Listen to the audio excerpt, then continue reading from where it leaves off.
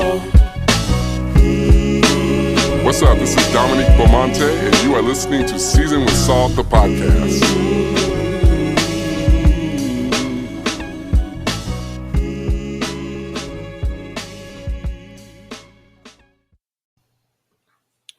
So, one of the things I love the most about sort of the space that we're in now, considering there is a pandemic and most of us are sheltered in place or under stay-at-home order or whatever, is that when we do go out, we have to wear a mask. And my mom is schizophrenic, and so she always talked to herself. So part of my culture growing up, I had this great comfort with just talking to myself. And so what I realized is that since I'm wearing a mask all the time, nobody really knows, which is really a positive thing, because if nobody knows that I'm talking to myself, then nobody thinks that I'm talking to them. So I've been places, and actually, it's funny because I talk to myself and don't realize I talk to myself until like somebody that's a stranger or somebody who is sitting near me is like, huh? It's like, oh no, I didn't say anything. Yes, you did. Okay. I did say something, but I wasn't saying it to you. Anyway, the other day, I was thinking to myself, what is ambition? So I started having this conversation with myself about ambition because I was really trying to reconcile what ambition is. Number one, like, am I ambitious? Number two, do I know ambitious people?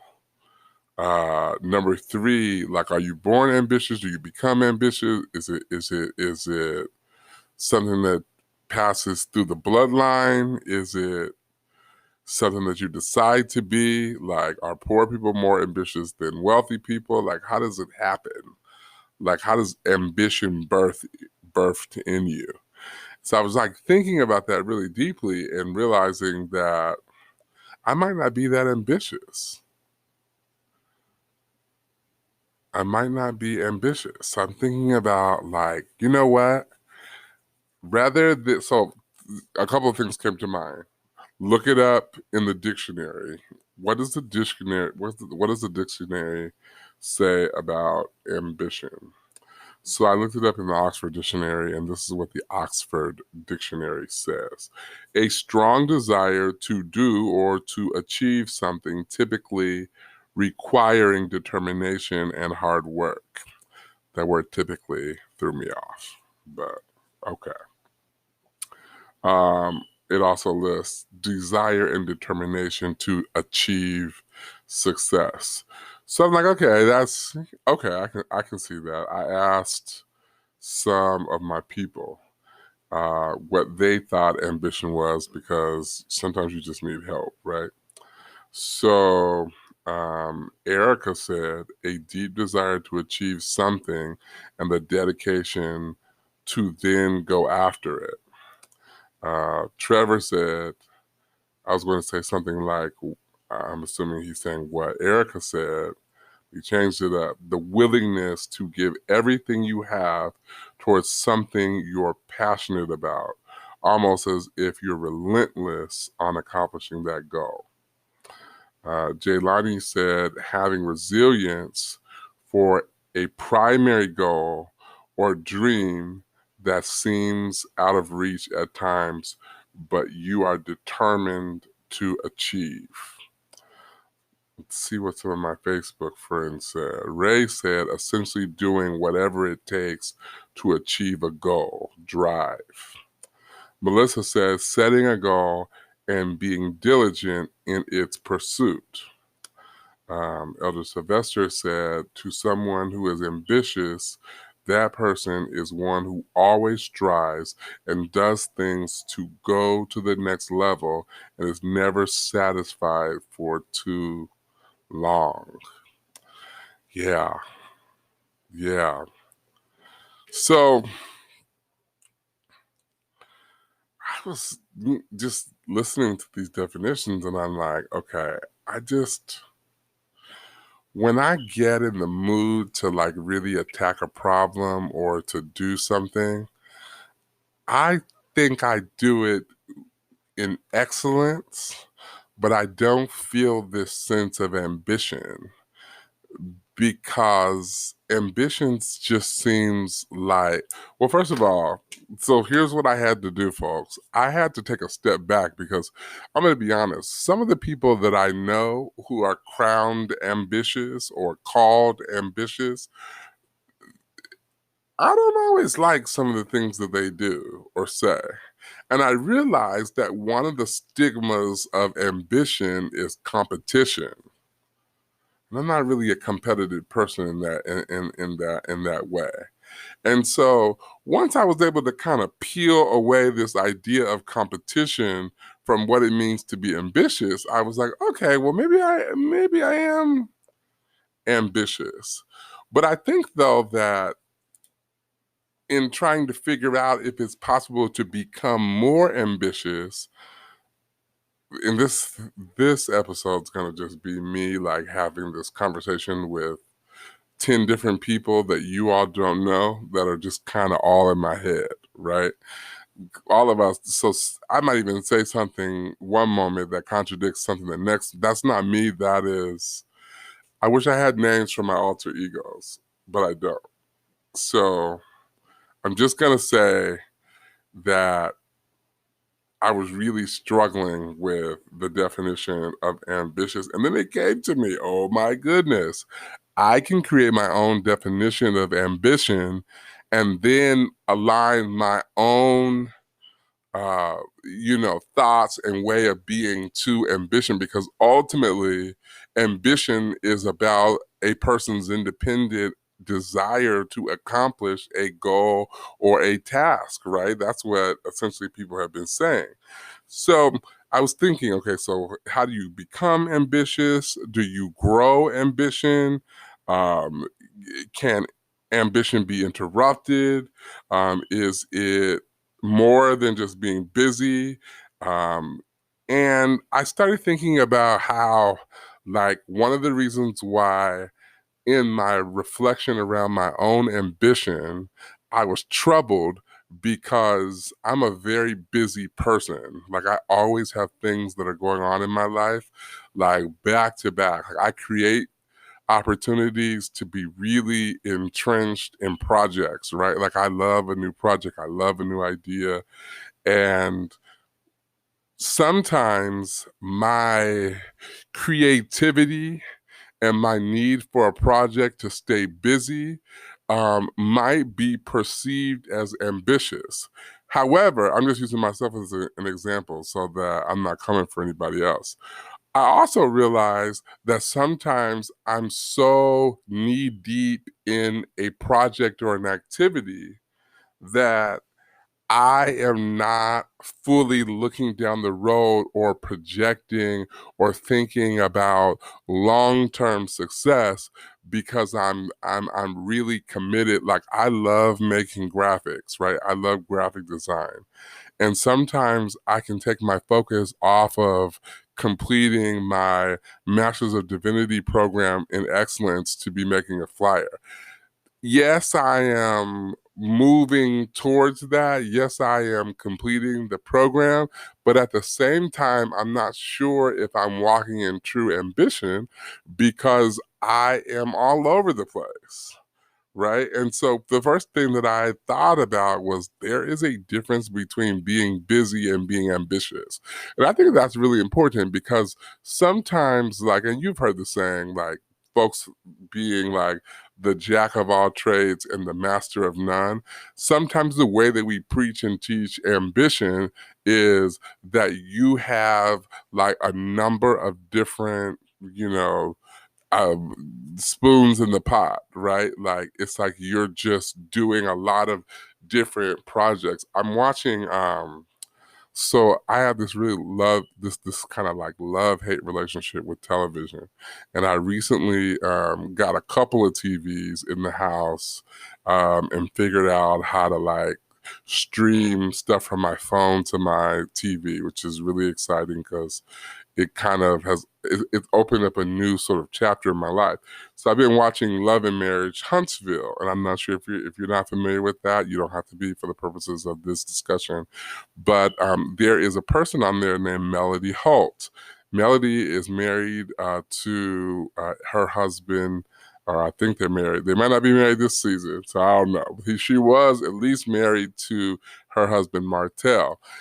She has a baby, and then she kind of takes a break to have the baby, but then she's in all of these different activities. She's modeling, she's in a play, she's got a skincare uh, thing coming out. She's still, helping her husband manage their entrepreneurial efforts. She's got all this stuff going. Her husband is like, you need to step back and you need to focus. Her thing is, I'm an ambitious person, and so I can't take a break. And just looking at like his argument versus her argument, like at first I was like, yeah, she's ambitious, she's getting it done. And then I realized like, no, she is all over the place. And like, so that's like kind of my first thing. Like, ambition is more than just involvement or the participation in a variety of different efforts. It's not. It's more than positioning yourself to be a jack of all trades. It's really about. There's so much that I want to say on this because I thought about it really deeply, and I have all these thoughts in my head that I don't know if I'm going to be able to get out. But if you listen to the end, like, praise God. But so let me just start right here. I'm thinking that ambition is more than just projecting or dreaming. I think that that's the first thing, right? Because you can talk to somebody and they'll be like, yeah, I have all these dreams and I want to do this and I want to do that and I want to be an actor and I want to move to LA and I want to be in a movie and I want to win an Oscar. And what they are projecting is ambition, right? Because it's like, oh, you're dreaming, like you have a plan, you have something in your head that you want to do, but really projecting and dreaming is not enough. Projecting and dreaming alone do not make you ambitious because you have to do something, right? So what I came up with is this idea that ambition is about a cycle, right? And this is what ambition means to me because I realize that we all. So if I compare what I'm accomplishing in life to what somebody else is accomplishing in life, and then cultivate a definition of ambition based on somebody else's life, then I'm not going to really be ambitious because I'm not going to be like accomplishing my own goal. I'm using somebody else's success as a measuring stick, and that doesn't work. So for Dominique Beaumonte, ambition is about this cycle of praying, planning, and executing. So praying is that first step of saying, I am trusting God with his will for my life. Here is what I would like to do. I want to get God's approval, feedback, perspective, validation, sponsorship, whatever that might be, right? And then I go from praying to planning, right? And so if I want to be a successful podcaster, it might seem ambitious, like, oh, he has a podcast. But the reality is that there are a lot of people that have a podcast with 60 episodes, and that doesn't mean that they're successful because you can pray and then you can do something. But if you don't plan, right, like you're not really accomplishing as much because it's like some people, they're like and I know this, we probably all know somebody who is really successful at what they do and they don't try very hard. It just kind of happens for them. And I'd say that that's not ambition, right? Because ambition for me is like when you sit down and you plan or project down the road, right? It's not enough to just be like, I'm just going to do it because I'm skilled or I'm talented. There are a lot of people that are talented enough to make an album and to sell 1 million of them.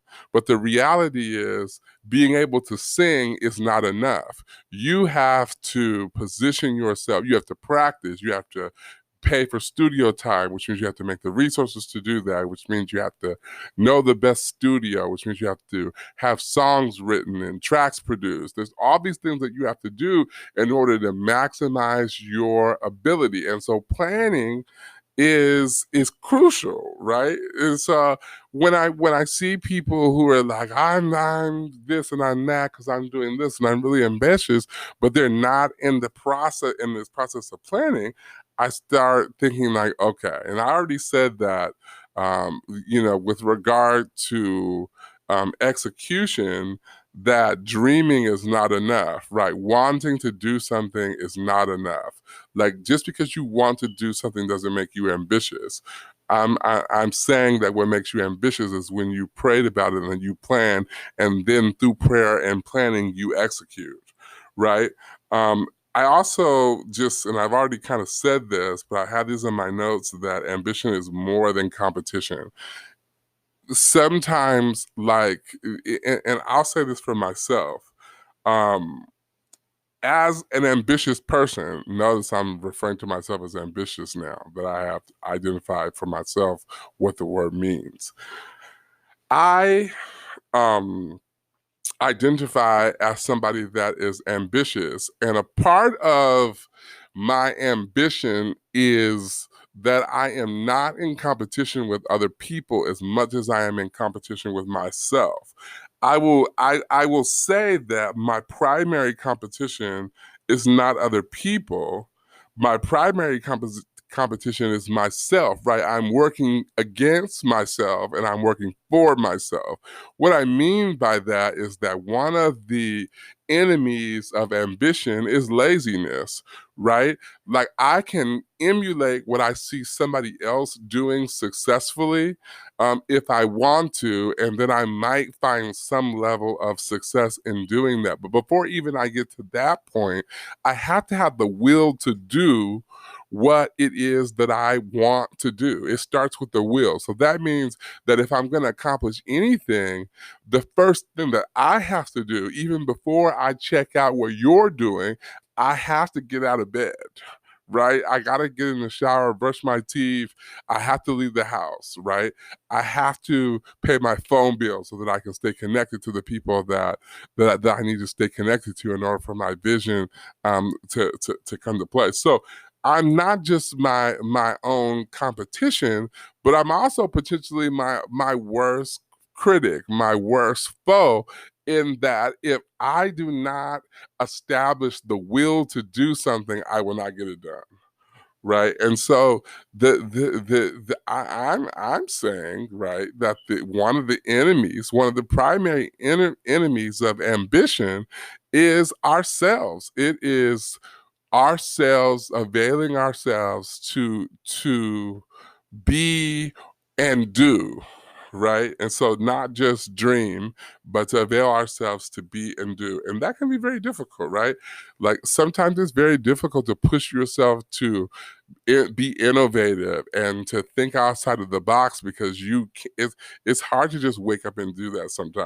Sometimes you can get this really brilliant idea, and then as soon as you like share it with some confidant, or Google it, you find that somebody already thought about it, or perhaps you're discouraged by the person who you are presenting the idea to, and it's just almost like you are deflated, and the energy that you had towards that thing is gone, right? And so the ambition is, I'm praying about it, I'm planning, and then I'm executing, but it's a cycle, right? And then when I get done executing, I start praying again.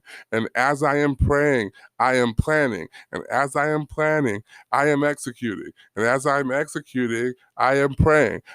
Let me give you a biblical example, because that is how I kind of flow. When I was thinking about this, and this is, I don't know if this example will resonate, but I was thinking about Esther. Um, she became queen as a result of the king essentially having to fire his previous wife because she would not do what he wanted her to do. Esther, a part of her road to becoming queen, had very little to do with her ambition, but had everything to do with her beauty, right? She got to that place because she was beautiful, because she was willing to avail herself to be presented to the king as a possibility for queen. So the first thing that she had to do, and we talked about your first foe being yourself, she had to get up and decide that she wanted to be in the running for queen. Once she goes through the process of purification and selection and she is in the position, she runs into a conflict in that Naaman, somebody with influence inside the kingdom, decides that he is going to attack Esther's people. And he begins with somebody very close to Esther by the name of Mordecai, who was like her cousin and her uncle, but also raised her. Um, Naaman's attack on on Esther's folks like drove Mordecai to like weeping and gnashing of teeth and praying and worry and concern, while he is in the process, Mordecai, of trying to figure out what to do because his people are under attack. The Bible says that Esther finds out a little bit about what's going on, and she's kind of like, tell my uncle Mordecai to get it together. Mordecai sends the word back to her like, wait a minute, like, I think you're not fully understanding what's happening, because the attack on your people, the attack on us, is not just an attack on us, it's also an attack on you. Even though you're queen, you are still potentially going to be cut off like the rest of your people. So, the Bible essentially says that Esther is positioned to make a determination about what she is going to do to spare not just herself, but her people. And her uncle is like, you need to get it together. You need to come up with a strategy. So the first thing that Esther does is she prays. She gets down on her knees. She tells all of her maidens and everybody that she has influence and power and control over in the kingdom, we're going to pray. Then she starts planning. She starts strategizing how she is going to find a way to present herself to the king so that she can have this conversation about what is really going on for the purposes of sparing her people. Eventually, because of her prayers and because of her plan, she begins to execute it. And as she is rolling out her plan, she's crossing barriers and things that have never been done before because of what she decided to do in the process of planning. I would say that Esther is one of the most ambitious people, not just ambitious women or men, but just one of the most ambitious people in the Bible, because she realizes that in order for her to get out of the situation that she's in, it takes more than just being pretty. It took more than just being the queen. So she finds a way to present herself to the king, to make her petition known so that she can spare her people, but she does it very strategically. And so, what can we learn from Esther? Again, that ambition is this cycle of praying, planning, and executing, and then praying, planning, and executing, and then praying, planning, and executing. Ambition has to be more than what we look like. It has to be more than. Have you ever seen somebody? I worked in human resources for a while, and so I've seen people who would come into the interview with a briefcase or a power suit, or they would probably do like Google searches to find out like, what should you look like at an interview? Like, what are colors that you should wear to appear confident and competence. Like you could tell that people would study those things so that they could come into the interview looking and projecting a certain thing. But the reality is that those were moments, right? They took advantage of a moment to present themselves as ambitious. The true test of their ambition was not the interview. Y'all didn't hear me. Okay. The true test of their ambition was not the interview. It was what they did after they got the job, right? And so I'm saying that to say that maybe, like Queen Esther, you got to a place naturally because you have a strong resume, because you interview well. But the real proof of ambition is not how you get there, it's how you stay there and how you continue to improve and to grow in the place that you are. And I'm saying that that is the result of a cycle of praying, planning, and executing. Okay. So what have I tried to communicate? That you have to be cognizant of the fact that ambition is not about you competing against somebody else, that you are the person that you are competing against, right? You are both your primary competition and your primary foe. If you see yourself as your primary competition and your primary foe, then you rearrange the strategy for which you put in place to become your best possible self. Because rather than trying to outdo or overdo somebody else, you work hard to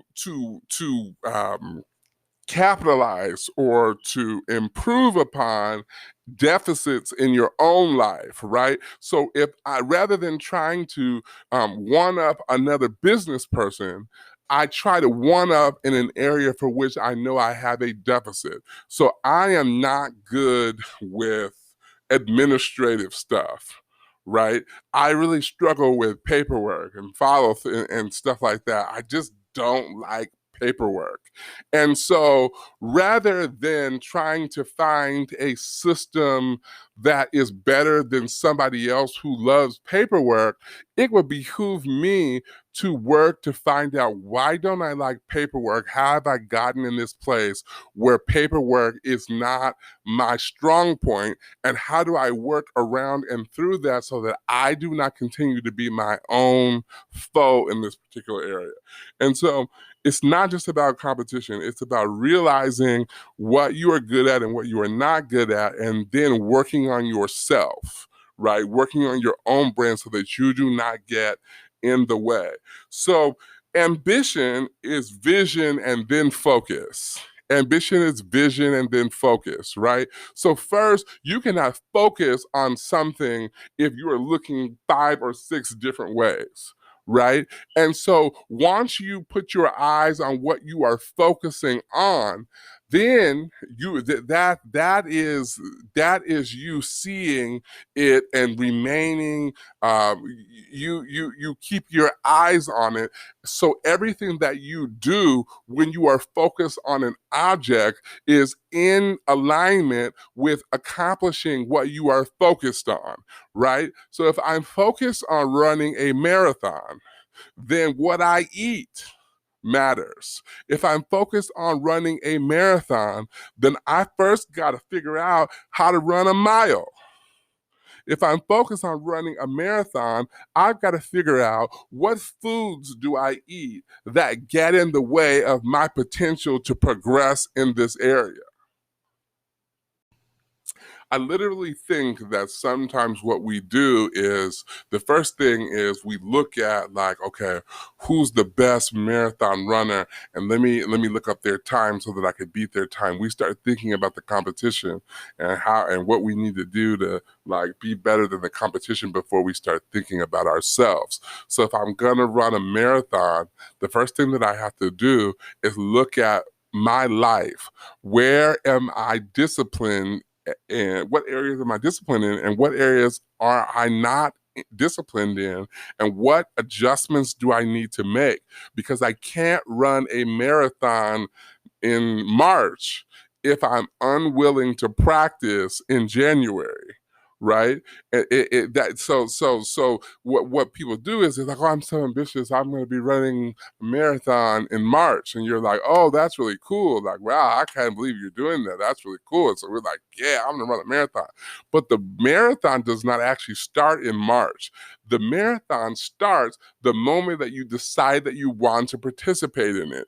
Every meal after you make the decision to participate in the marathon matters. Every time spent practicing up to the time of the marathon matters. Every moment that you waste or do not waste matters at the end, because if you're going to be prepared for March, you've got to start now. So I'm saying if we're taking my definition of ambition and we're applying it to the idea of running a marathon in March, the first thing I do is I pray God's will. God, help me to run a marathon. Help me to prepare to run. And then after I prayed, I start planning. Okay, the first thing I'm going to do is I'm going to run for an hour every day.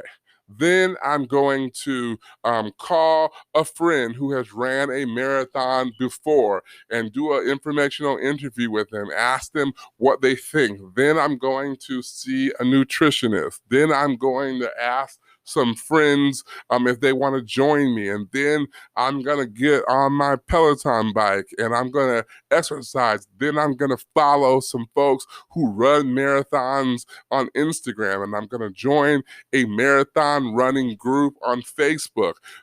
So as I am planning, right, for my execution, that's what makes me ambitious, because I'm not just sitting around being like, Esther could have been, I'm pretty and I'm going to use my beauty just like the way I got here to figure out how am I going to get out of this situation.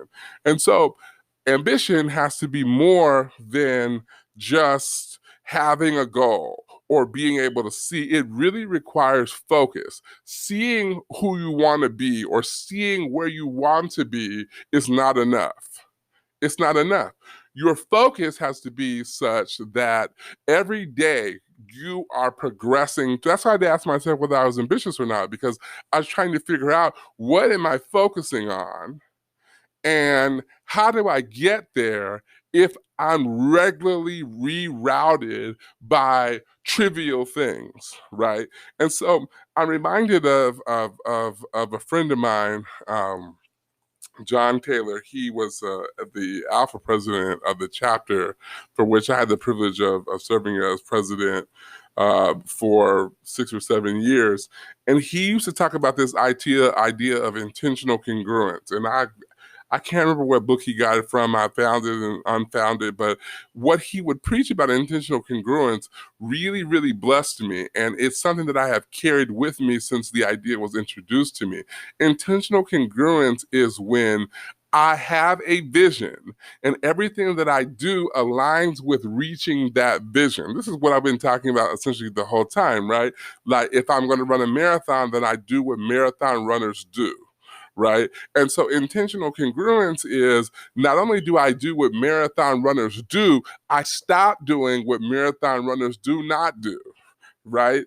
And so a part of that's why it's going to be difficult for folks who want to be the jack of 69 different trades, because it's going to be difficult for you to focus on one thing and do it successfully.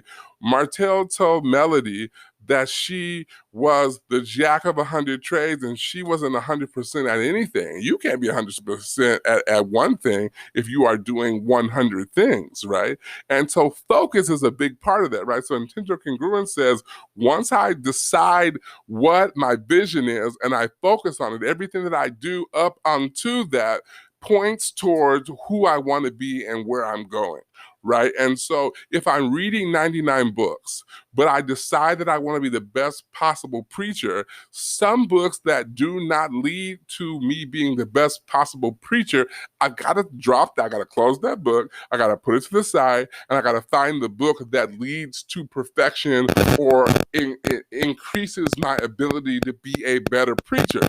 So there's some novels that I can't be reading on my journey to become a better preacher. Right.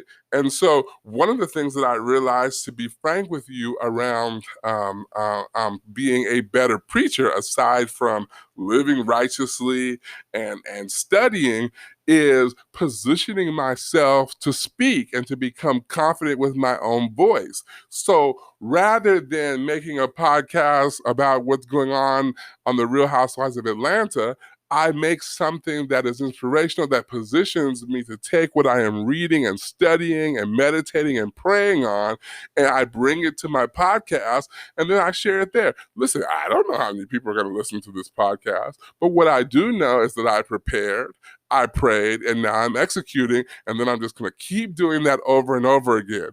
Listen, I might not become a famous podcaster, but every time that I make a podcast, I gain experience talking about something that I am passionate about, and it might equate to something bigger along the way, but most importantly, it contributes to where I'm going and who I want to be, right? And I think that that's overall what my point is. I also think that ambition requires a lot of flexibility, right?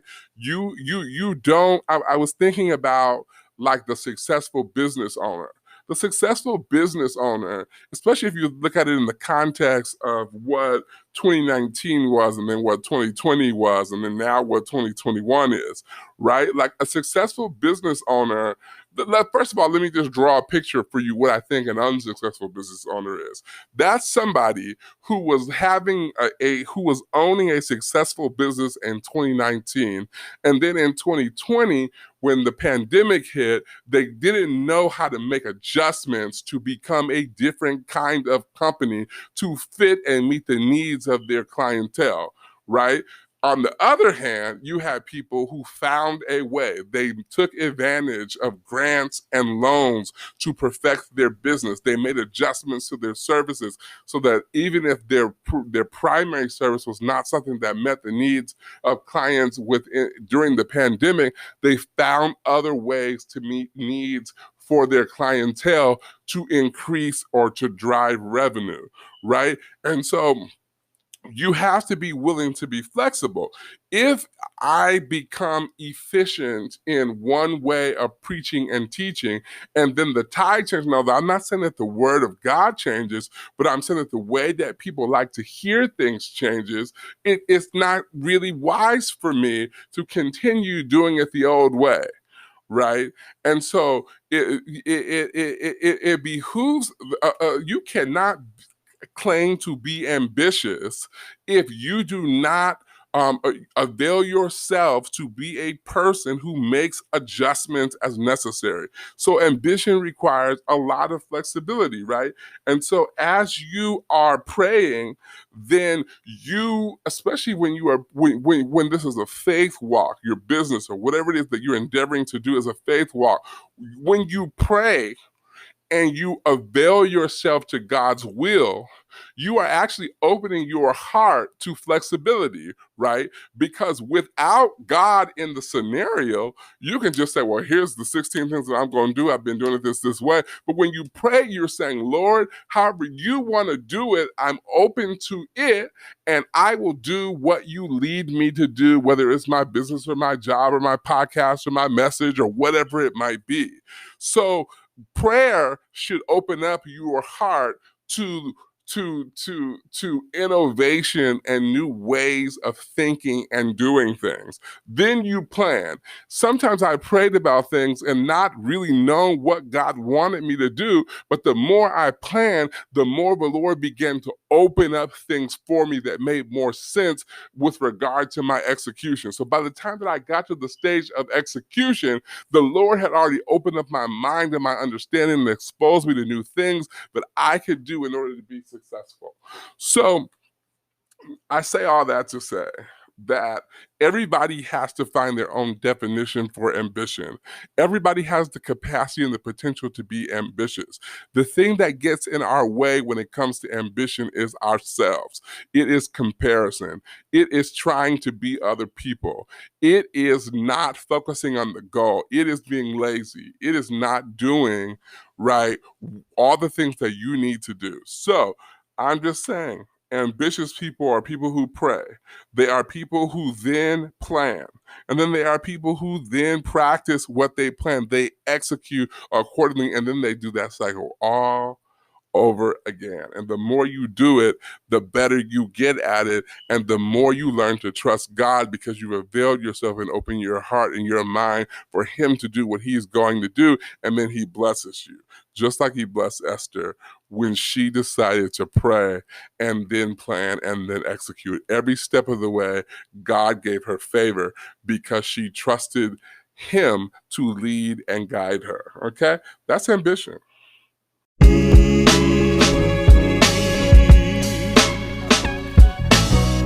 Season whistle, whistle. Season whistle, whistle.